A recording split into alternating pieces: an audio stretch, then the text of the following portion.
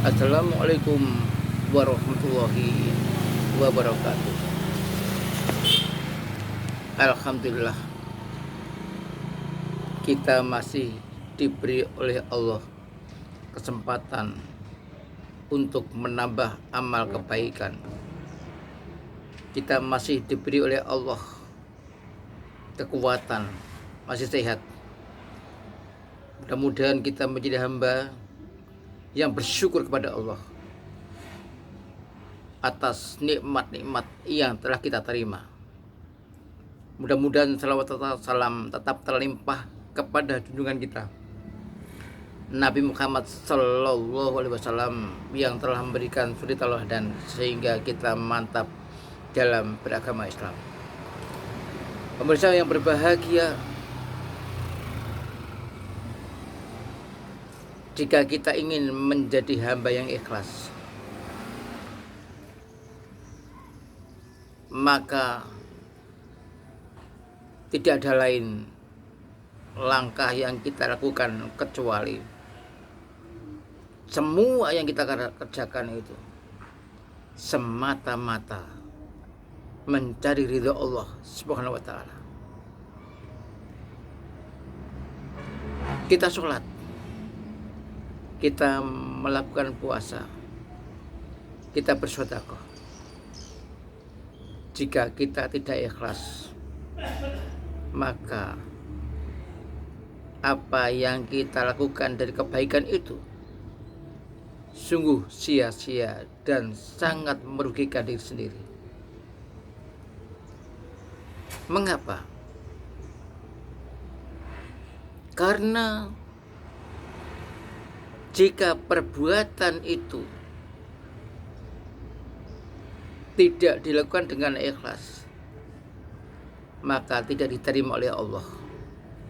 Sebagaimana sabda Nabi, la yaqbalullahu minal amali illa kana lahu khalisun bihi wajha.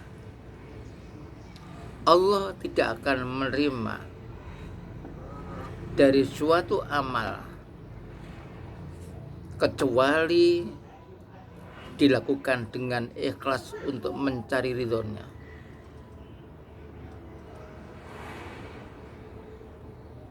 Kedudukan ikhlas sangat penting sekali, karena dengan ikhlas amal kita akan diterima oleh Allah Subhanahu wa taala. Dengan keikhlasan kita juga akan menumbuhkan kekuatan rohani. Kita akan semakin baik, kita akan semakin melakukan kebaikan-kebaikan dalam ibadah kita, karena kita sudah ikhlas, tidak ingin mengotori jiwa kita, sehingga kita dalam pergaulan dengan sesama manusia maupun berhubungan dengan Allah Subhanahu wa taala melalui sholat kita akan selalu kita lakukan dengan kebaikan. Kita lakukan dengan penuh keikhlasan. Jadi keikhlasan itu akan menumbuhkan kebaikan-kebaikan, memperbaiki diri. Sedekah semakin hari semakin banyak kalau punya rezeki, dan kita lakukan dengan sebaik-baiknya tanpa menyakiti orang yang kita beri. Kemudian dengan ikhlas itu akan meringankan amal yang berat.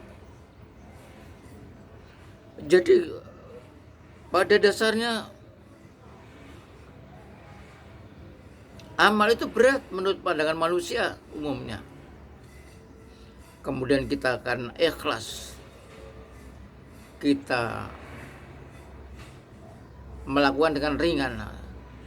Contoh sholat tahajud malam-malam berat itu, tetapi karena kita ikhlas untuk mencari ridha Allah, maka kita akhirnya terbiasa dan ringanlah sholat tahajud itu.